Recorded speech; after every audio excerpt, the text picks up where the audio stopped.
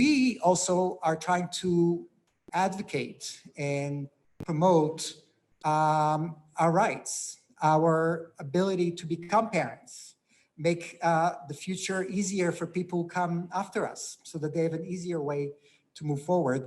And for that, we realized we need to learn from each other about how to advocate for our rights.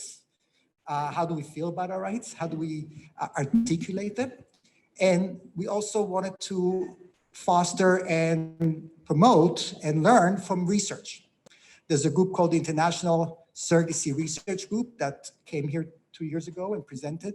And we've been doing this since then, like I call it a traveling circus. So we had one here, then one in New York, then one in San Francisco, one in Taipei, one in back, all over again. So we're doing it in the large conferences we have the evening before, and sometimes we continue throughout the weekend. And that is something that is not as repetitive as the actual conference, but in fact, we want to learn from it, and that exchange ideas. Something that is not as repetitive as the actual conference. But we actually, I want to welcome anybody at home watching us through Facebook.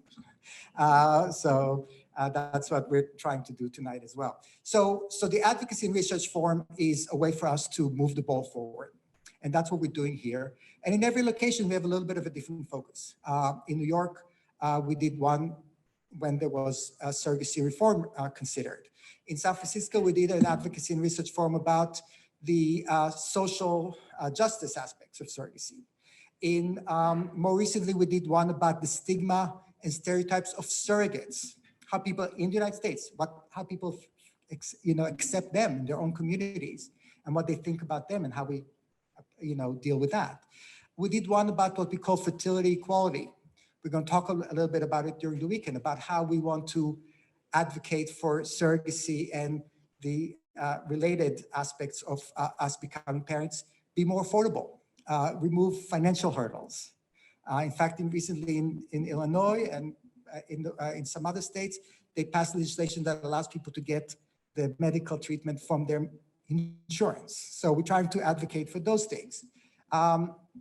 We did one about in New York just a couple months ago about the commercialization of the surrogacy field. And that is a very loaded issue. We'll touch upon it a little bit today, but it's very different than what we're going to talk about for the most part tonight. So this is in general what the Advocacy and Research Forum is about. And in this evening, we wanted to talk about the bad reputation surrogacy has among at least some people in Europe, how it affects the people who are parents already or people who want to become parents. And do we feel that it's justified? I'll give you a hint, we don't. But how do we articulate that? Why do we feel so strongly that it's not justified? It's not just because we're selfish and we want to have children. We have real reasons why we think there are misconceptions, that people's stereotypes and stigma about surrogacy are mostly because of things they don't realize, don't understand about surrogacy.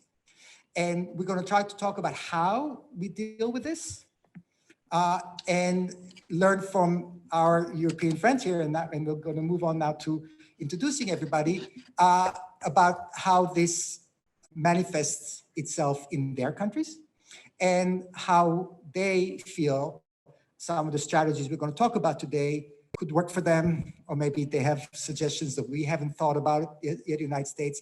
And that'll be the part where we exchange ideas and become even more effective after this evening, hopefully, in being able to advocate for our rights, advocate for what we think is something that could be done very well and very beautifully. So a lot of you here haven't yet started your process. You learn a little more about surrogacy tomorrow and Sunday. Maybe every now and then we'll use a term that you might not fully understand. We'll try not to use, for instance, we'll say IPs, that's you, because you're international, you're intended parents.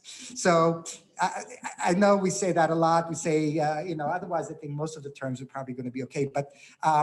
But a lot of things we'll talk about, like screening surrogates, et cetera. We're going to go into a lot more details during the weekend. But for now, we just want to talk about it in the context of advocacy and research. So this is the context. It took me a few minutes, I'm afraid. So why don't we start first by every one of you quickly introduce yourself, and we have technology. Here, pass that down. So I start. Good evening. My name is Tobias de Vogt. I'm from Germany, and I'm the second head of the Verein zur Förderung der Legalisierung von Leihmutterschaft in Deutschland. Very difficult name, but it has to be this way. And we are supporting the legal system or trying to get legalization a debate in Germany. VFLLD. Hi, good afternoon. My name is Sjors Veenendaal and I'm from the Netherlands. I'm a board member of Stichting Meer dan Gewenst, or More Than Wished For. We represent all the LGBT people in the Netherlands for forming their own family. So not only surrogacy, but also co-parenting, foster care, adoption, and donor conception. And I'm professionally a counselor for surrogacy for intended parents, or IPs, and surrogates and egg cell donors. And I work at a fertility clinic as a counselor too.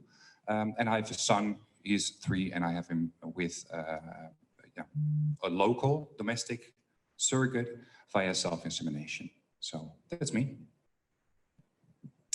Hi, my name is Fabian. I live in Brussels. I'm French in Belgium. I'm an attorney as well, a solicitor. I work for an American surrogacy agency.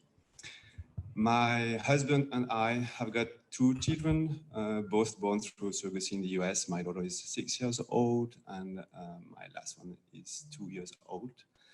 And I'm really happy to be here with you to share my own experience as an intended parent. Good evening. My name is Cédric. I am the General Secretary of the Arpeggial, Association des parents et futurs parents gays et lesbiens in France. Arpeggial is one of the major associations for gay parenting.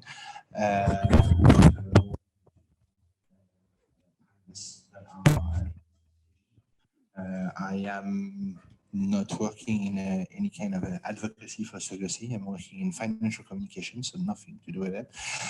But I spend a lot of time on making sure that the surrogacy is known and well known. And I'm also myself with my husband, father of a small 4-year-old child that is born through surrogacy. Hi, good evening. My name is Dr. Sylvia Schneider Fox. I am a board member for Men Having Babies.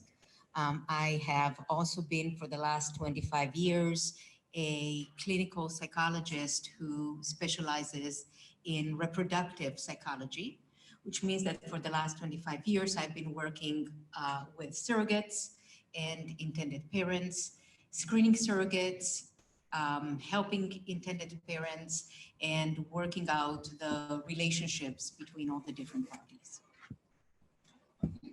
Why don't we do that? Why don't we keep one over there and one here, but you can turn it on and off, as needed.